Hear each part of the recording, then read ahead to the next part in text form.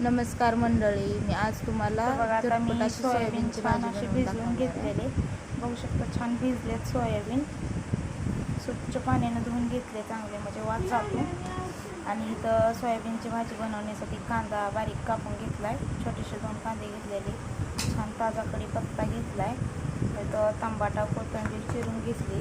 लसूण अद्रक असं अर्ध बोबडं कुटून घेतलंय. तेल, थोडंसं जिरं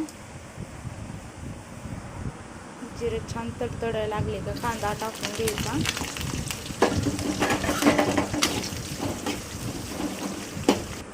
तर बघा कांदा असा लालसर होत आला का मग लसूण अद्रक चिचून घेतलेलं ना ते टाकून घ्यायचं.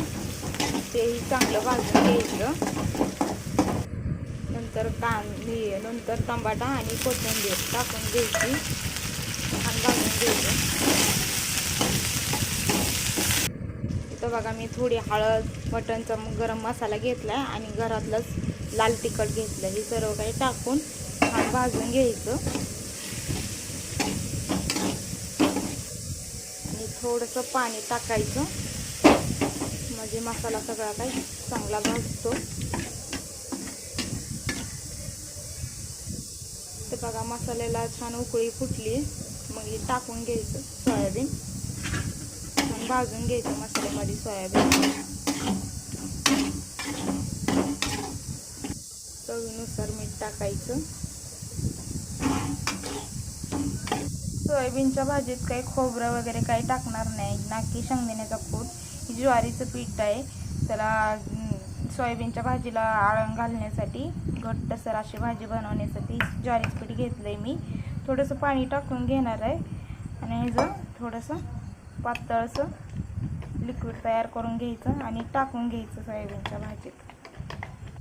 आता भाजी पाहिजे तेवढं आपल्याला पाणी टाकून घ्यायचं भाजीत या सोयाबीनच्या. आणि हे काय पिठाचं मी आळण केलंय ना ते टाकून घ्यायचं. थोडंसं घट्टसर अशी भाजी होती. ना शेंगदाण्याचं कूट ना खोबरं वगैरे काय टाकायची गरज नाही. आणि चवीला खूप छान लागते भाजी ही. इथं बघा सोयाबीनची घट्ट अशी भाजी तयार आहे, ग्रेव्ही टाईप. बघू शकता ती छान झाली. ना खोबरं ना शेंगदाण्याचं कूट काही न टाकता ज्वारीच्या पिठाचं आळण टाकून बनवली.